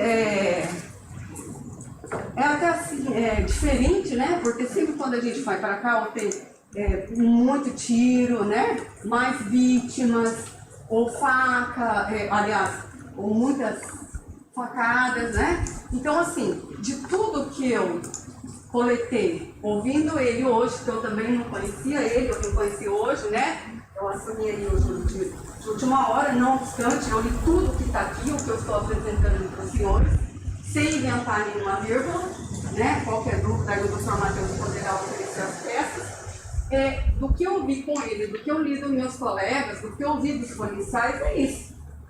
Que não houve esse ânimo zecante, essa intenção dele de matar aquele rapaz. Houve sim uma fatalidade ali, que na defesa, visando se defender, né, esse moço ele terminou indo a óbito. Né? Então, é uma situação. Para os senhores verem que está tão frágil esse contexto aí do Ministério Público, tão frágil essa questão das provas, nós estamos falando de prova ali dentro do processo, que eu poderia ainda apresentar aos senhores, caso o senhor, olha, eu não quero absolver ele, eu sei que deve aí estar esse entendimento pela absolvição aí com muitos dos senhores até, essa questão, se não entender pela lesão corporal, diante de tudo que está aqui, né, que ele morreu decorrente da lesão corporal e não pelo homicídio, a questão, nós temos a figura na nossa legislação, que também encontra suporte probatório no processo, é a figura do homicídio privilegiado. Ela encontra, lendo, é impossível. Se eu não trago isso aqui para os senhores, eu não fiz uma defesa de acordo com o que está aqui nos autos. A figura do homicídio privilegiado, ele trata assim, eu vou ler para vocês. Doutor, matar alguém, caso de diminuição de penas. Se o agente comete o crime impelido por motivo relevante, valor social, moral ou sob domínio de violenta emoção, logo em seguida, a injusta provocação da vítima, o juiz pode reduzir a pena de 1/6 a 1/3. Então veja, não sou eu que quero impor a vocês. Eu sou defesa, tem que absolver ou tem que ser julgado pela lesão corporal. Olha para vocês verem, senhores. Nós temos aqui, cabe a absolvição, diante do que está aqui, cabe. O que houve que está fardo? A lesão corporal seguida de morte. A intenção era machucar para se defender, conseguir sair do lugar, não matar. E a questão está aqui, ó, patente, né? Ele foi ou não foi provocado? Como exatamente ocorreu ali, eu não estava lá, né? Mas segundo os policiais, as pessoas que eles ouviram naquele momento, e o depoimento do Silvio, ele não foge ao que está no processo. Ele foi agredido. Hoje ele tem ali 128 quilos, e eu sei que na época ele teria dito que pesaria um pouco mais. Mas o fato de ser gordo também até é até mais fácil de derrubar, né? Porque uma pessoa mais magra, ela tem mais agilidade. Então o fato de ser forte ou mais gordinho não quer dizer nada, porque numa briga, né, você pode, por exemplo, empurrar uma criança, mas numa briga não é quem é mais gordinho que leva vantagem, né? Então isso daí também, os homens estão aí e sabem melhor do que eu sobre isso, né? Então veja, matar alguém, se o agente comete, caso os senhores entendam que ele cometeu homicídio, que de tudo isso que está aqui, o senhor fala, não quero nada disso aqui, isso aqui não funciona, ele quis matar assim, vamos rasgar isso aqui, o Silvio matou sim, ele quis matar, ele feriu, ele matou, nós vamos condenar o Silvio, vamos condenar o Silvio, vamos condenar, aí o senhor se atenta para isso, então. Matar alguém. Se o agente comete um crime impelido por motivo de relevante valor social ou moral, ou sob domínio de violenta emoção, logo em seguida a injusta provocação da vítima, o juiz pode reduzir a pena. Agora veja, jogar cerveja na minha cara, me culpar, partir para cima de mim, é ou não é provocação? É ou não é? Gente, provocação nos dias atuais, né, está sendo até muito menos que isso. Entenda nós ou não entenda, concordamos nós ou não, provocação está sendo até coisas menores, né? Que para nós aí dos anos 80 é difícil até compreender. Fala, nossa, mas é muito menino, mas está previsto em lei, né? Temos que respeitar. E essa forma, o que ocorreu naquele boteco lá, na hora que ele estava saindo, foi provocado ou não? Então, se o senhor rasgar tudo isso aqui, tudo, não li nada, não quero saber de ata de levantamento de local, não quero saber que o rapaz morreu lá no Bom Jesus posteriormente. Não, o Silvio matou. Senhores, se esse é o entendimento, votem pelo homicídio. É o depoimento policial que ela entregou para o Se jurado. esse for o entendimento, porque está aqui, ó. Está aqui na lei, o processo está ali, a acusação está aqui e as peças estão aqui. Está assim, ó. É como pegar, a professora explicar lá para a criança, amada, 2 e 2 são 4. Né? 2 e 2 são 4. Vamos aqui, 2 e 2, filho, não é 5.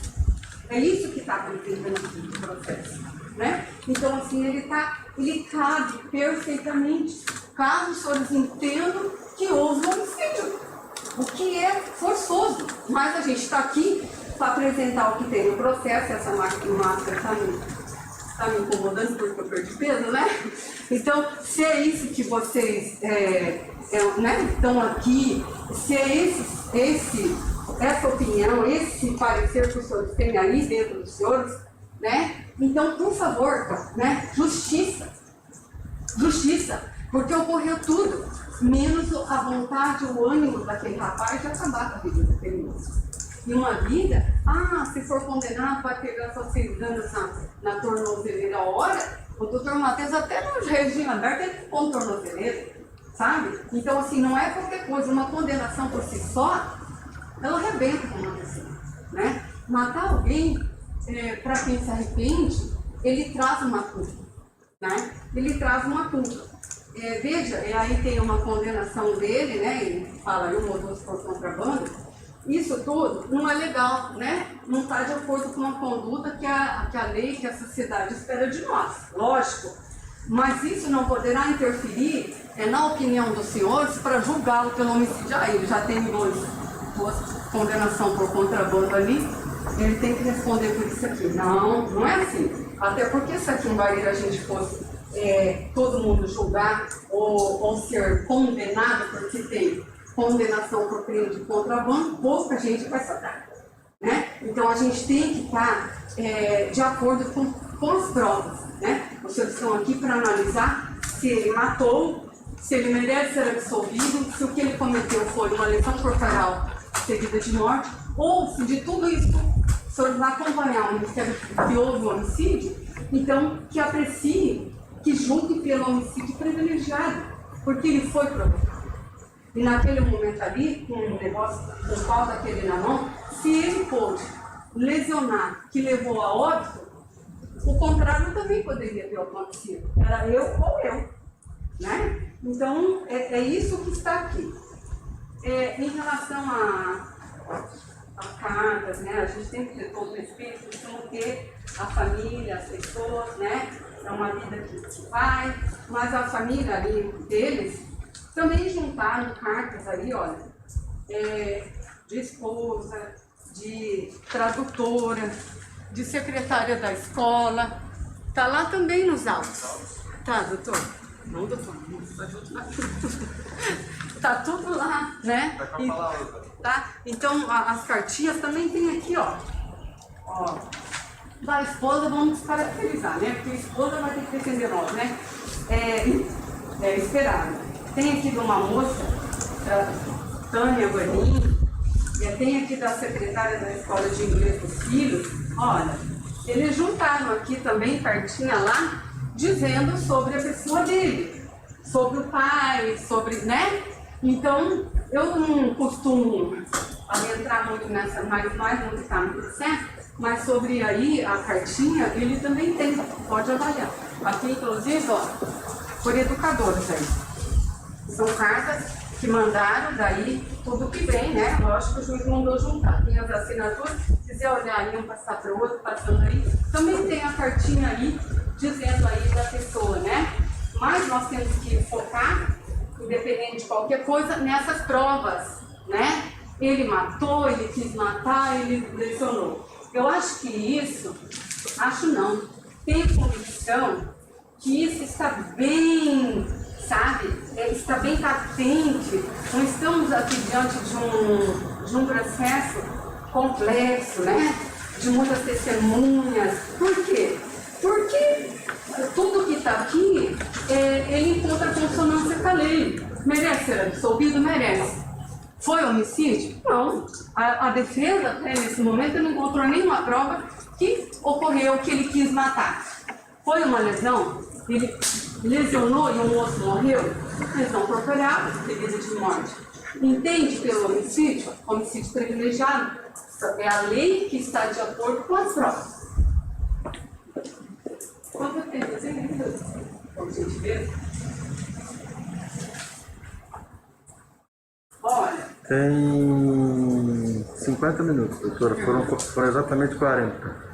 Então, aí houve para o Ministério Público, lógico, né, os promotores extremamente zelosos, competentes, o que pega essa questão aí que eles entendem, eu acho que o que levou essa denúncia, essa desproporcionalidade. Gente, mas há 2 ou 3 afetados para você se defender de um agressor, o contrário poderia ocorrer. Ou um ou outro, ali ia dar a zebra, né? Lembro que um juiz que deu aula para mim, ele falava, pessoal, lembra uma coisa, sempre os motivos de júri, bailão, cachaça e mulher. Não necessariamente estavam bebendo juntos, mas tinha alguém que estava lá, foi dentro de um bar e a situação desembocou. Ah, tá passando na rua, preciso de alguma coisa? Mas, gente, não entre nunca no boteco quando estão bebendo, porque coisa boa não sai. Pode ter até a gente voltar, mas coisa boa não sai, porque sempre tem uma desinteligência. E numa cidade como a nossa, né, onde a arma ainda faz pelada, pior ainda, né? Então, é desse jeito. Se formos lá para o Norte Pioneiro, lá se mata de pedrada, né? Para aquele negócio de cortar cana. Então, assim, são peculiaridades de cada cidade. Isso tudo para demonstrar ainda mais que estamos aqui, que não houve a intenção de matar, né? Ó, quando ele deu o depoimento dele, em juízo, ele explicou certinho e encontra consonância com a delegacia, com o que ele disse lá na delegacia, né? Que o rapaz ameaçou ele. Eu acho assim até desnecessário eu ler novamente para vocês, né? Mas é um depoimento, a transcrição em juízo que está aqui, que ao ser ouvido em juízo, contou que foi até o bar para comprar cigarro e no local estava a vítima. Que ao sair do bar, a vítima lhe confundiu com o tal de Berrugo. Quis cobrar uma suposta diva que negou que fosse ele, mas ele começou a alterar a voz, empurrar e fazer ameaças. Ele começou a dar dizer, empurrava com a cerveja dizendo, hoje você vai me pagar, nem que for com sangue, hoje você me paga. Eu dizia, para com isso, cerveja muito cara, para. E não teve jeito, né? Deixa eu ir para casa. Mas ele continuava e sair para fora com a intenção de me livrar da situação, mas veio com um pedaço de ripa na mão me ameaçando. Bateu com a ripa, eu tentei sair, mas ele vinha para cima me encurralando. Quando chegou na área da casa, ele deu uma ripada na minha perna, eu peguei a ripa e fui para cima dele. Ele juntou uma corrente, essa corrente ela aparece sim, o doutor fala que não, mas ela aparece. Se teve também, se é verdade, eu não sei, mas está aqui no depoimento dele, isso tudo para demonstrar aos senhores que eu estou falando que está dentro do processo. Aí fala que não chegou a acertar, foi num momento ali que ele acertou e saiu, né? Então veja assim que não tem intenção da defesa, né? Que o que a gente falou está aqui, ó. Aqui está o depoimento dele, aqui está a questão da corrente. Então assim, eu não vejo mentira nesse depoimento, né? Claro que o julgamento caberá aos senhores, mas eu não vejo mentira, né? Doutor, o senhor está com esquecido disso aí? Ainda não terminei, Tá. tô terminando. Então tá. Na questão, vai ter lá essa questão. Ele foi o autor? Ele reconhece, claro, ninguém aqui está negando que ele desferiu lá as pauladas no rapaz. Ele foi o autor? A materialidade, a pessoa morreu, beleza. Tem o quesito da absolvição. Se os senhores entenderem que ele estava se defendendo e que requer a absolvição, vocês vão ter assim. Houve a questão da lesão. Eu não sei como, não me lembro agora como perguntado. Houve da lesão corporal seguida de morte? Vai perguntar se ele teve intenção de matar. Ao agir e tal. Tá, então, vai. Ele teve intenção de matar. Então, esse quesito é não. Aí abre aquela sequência de ele quis ferir a vítima para se livrar para se livrar da agressão. É mais ou menos isso, o doutor vai ler. Então, não ao quesito do homicídio, da intenção de matar, que é onde está presente o ônibus netante, né? Que a gente não encontrou aqui suporte aqui dentro do processo. E houve intenção de lesionar? Houve, ele quis se defender, ele tinha que derrubar de alguma forma. Ao você querer derrubar, é o que você vai querer ou não que machucar a pessoa para você correr, né? Então temos aí, entendendo pelo homicídio, caso seguir aí a posição, o doutor Sérgio, houve, se os senhores entenderem que houve, votem pelo privilégio, que está de acordo com o processo e de acordo com a lei. Os senhores estarão fazendo justiça, que é a figura do homicídio privilegiado, que o doutor, antes da votação, escreverá a senhora. Então, veja, olha, a gente poderia discorrer muito mais sobre isso, mas eu entendo desnecessário porque está muito patente no processo, essas provas. Ninguém é leigo aqui, a maioria é jurado, e são óbvios, né?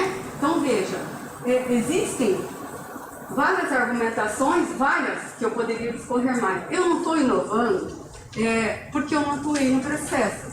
Eles pediram absolvição sumária, que eu também estou pedindo e concordo com ela.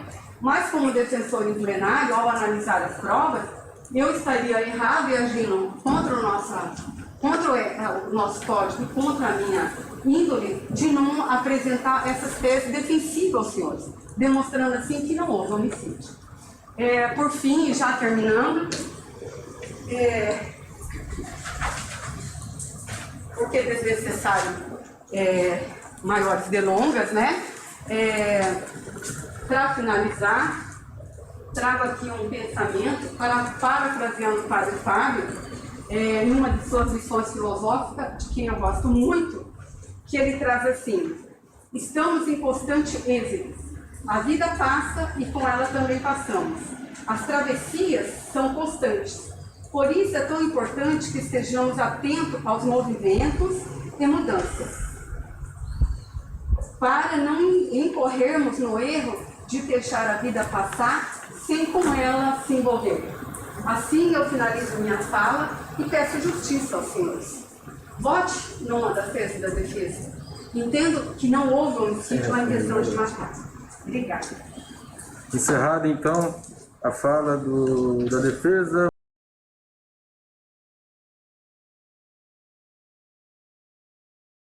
O processo de hoje é o número 2039, dígito 89 de 2017, que tem como autor o Ministério Público e o réu Silvio Alves Ferreira da Silva.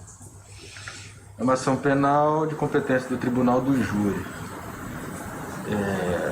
Silvio Alves Ferreira da Silva, qualificado nos autos, foi denunciado pela prática do crime tipificado no artigo 121, parágrafo 2º do Código Penal, inciso 2, na época qualificado por motivo fútil pelos fatos descritos na denúncia que consta no movimento 35.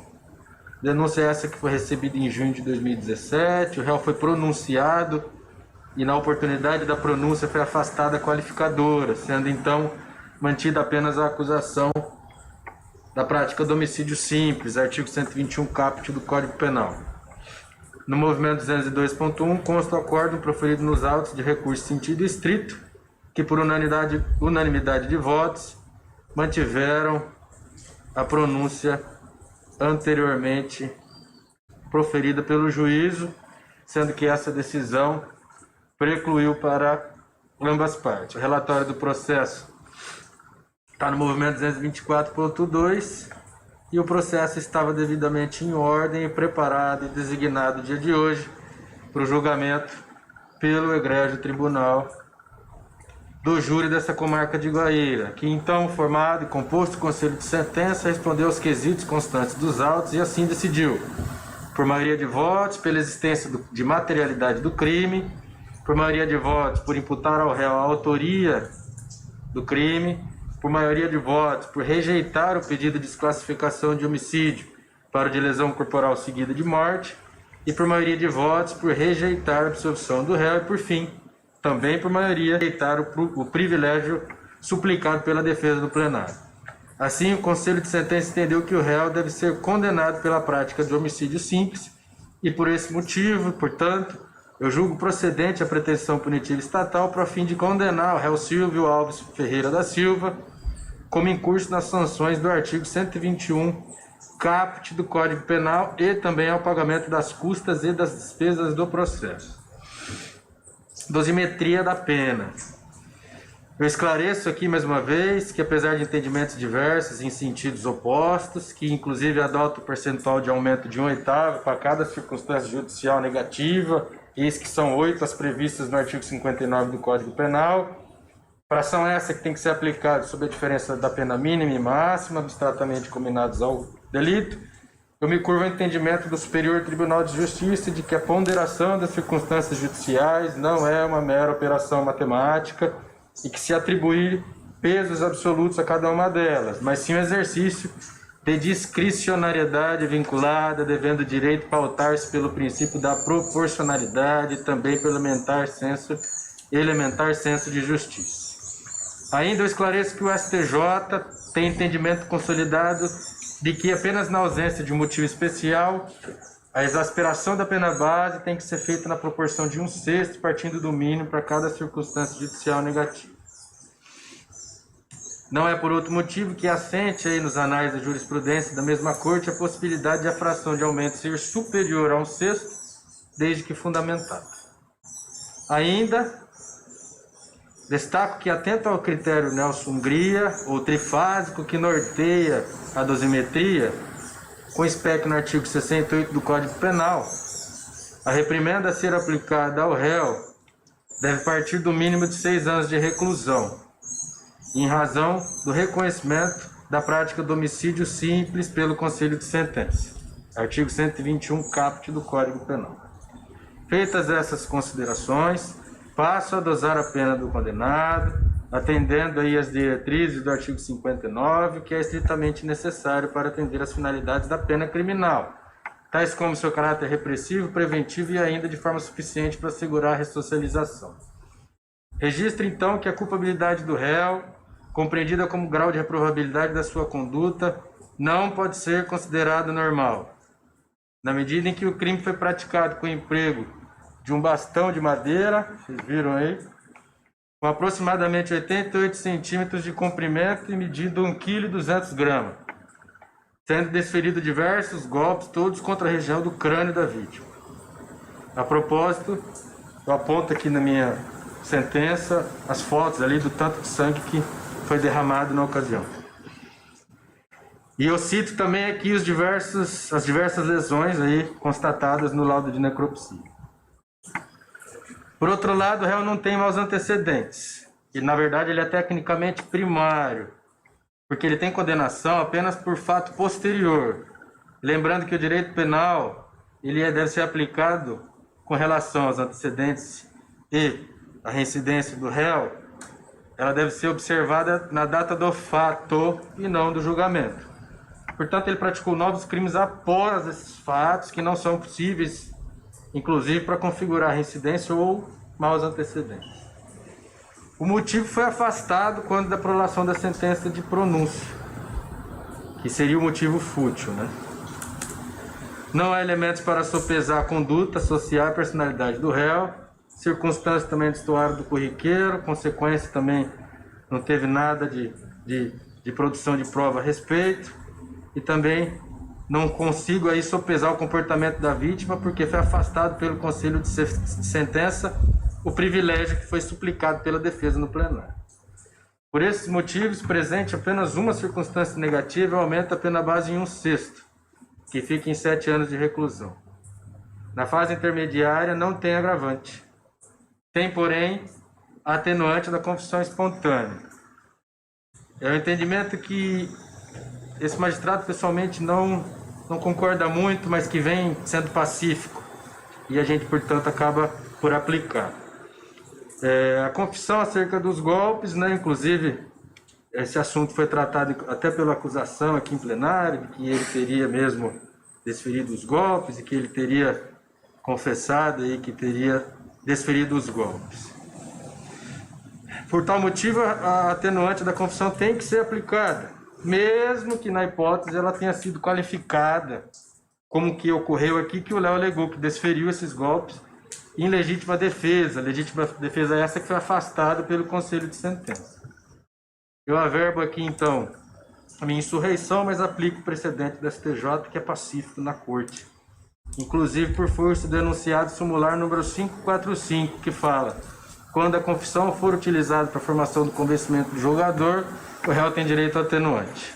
Nesse caso, como a gente não pode apurar o que levou os jurados a votar da forma que julgou, eu reconheço o atenuante e reduzo a pena para o mínimo legal, com fundamento na súmula 231 do Superior Tribunal de Justiça, que impede a redução aquém do mínimo. Ausente as causas de aumento, a pena de 6 anos de reclusão é tornada indefinitiva. Pela quantidade da pena e a primariedade técnica do réu, o regime é o semiaberto. Incabíveis aí os institutos da substituição da pena ou a suspensão condicional da pena também.